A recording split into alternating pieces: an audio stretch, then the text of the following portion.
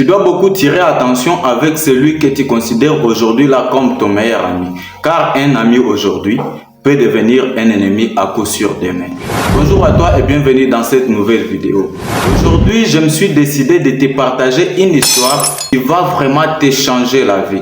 C'est une histoire incroyable. Croyez-moi, ça va vraiment vous servir d'une très grande leçon de vie. Alors c'est l'histoire d'un roi qui était dans son royaume. Et il arriva un moment où on leur déclara la guerre par les royaumes voisins. Le roi se décide d'envoyer ses troupes sur le front de bataille.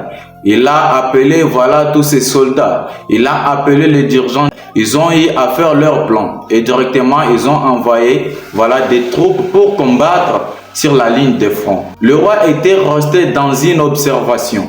Il était resté dans l'observation pour voir si réellement ces troupes gagneront du terrain ou bien ils perdront du terrain. Alors, pendant qu'il était resté, ça fait tout juste une semaine. Au bout d'une semaine, il remarqua que ces troupes, au lieu de gagner du terrain, ils ne font que perdre du terrain. Au lieu de gagner des localités, ils ne font que perdre davantage. Et là, le roi se décide d'aller lui-même sur les champs de bataille. Et pour ce faire, il appelle son meilleur ami et quelques soldats qui étaient restés avec lui. Il se décide de se lancer lui-même pour aller combattre sur les champs de bataille. En appelant son ami qu'il considérait autant. Il dit à son ami, la guerre est devenue intense. Alors moi-même, j'ai pris l'engagement d'aller combattre.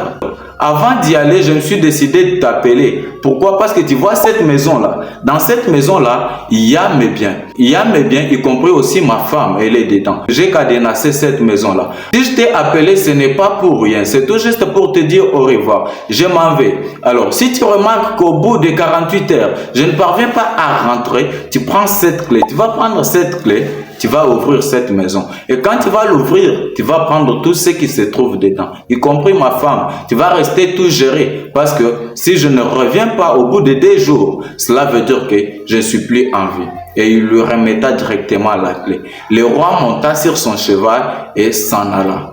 En partant vers la ligne de front, tout juste 1 heure après, il sent derrière lui un mouvement. Comme s'il y avait quelqu'un qui était en train de courir et il décide de s'arrêter. Directement, il se tourne pour regarder. Quand il le regarde, il remarque directement que non, c'était pas des rebelles. C'était tout juste son meilleur ami qui était en train de les suivre. Et en voyant cela, le roi était surpris. Pour lui, il pensait que non, son meilleur ami a pris l'engagement, a pris la décision de les suivre pour qu'il puisse combattre à son côté sur les champs de bataille. Alors que ce n'était pas ce qui était dans la tête de son ami.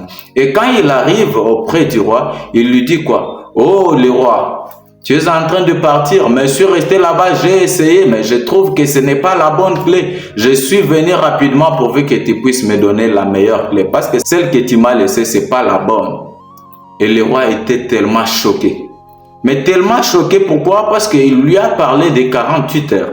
Mais même pas un jour, le Messie revient, même pas 2 heures, disons.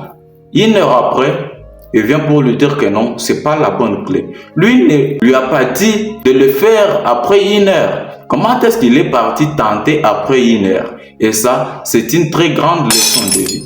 Tu peux avoir quelqu'un aujourd'hui que tu considères comme étant ton meilleur ami, mais il est prêt à te faire du mal. Parce que quand il était parti, il avait quelle intention? On lui a parlé des 48 heures. Comment est-ce qu'il se décide d'aller ouvrir juste après 1 heure? Ce n'est pas normal, n'est-ce pas?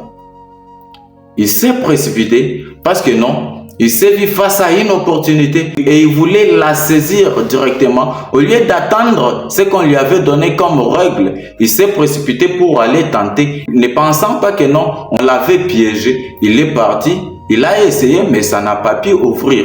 Et il revient, insensé qu'il était, il revient encore pour demander que non, c'est pas la bonne clé. Il pense à quoi, ce messieurs? Et ça, c'est une très grande leçon de vie. Parfois, celui que tu considères aujourd'hui comme ton meilleur ami, il peut se retourner contre toi. Peut-être il est là tout juste parce qu'il n'a pas vu l'opportunité se présenter devant lui.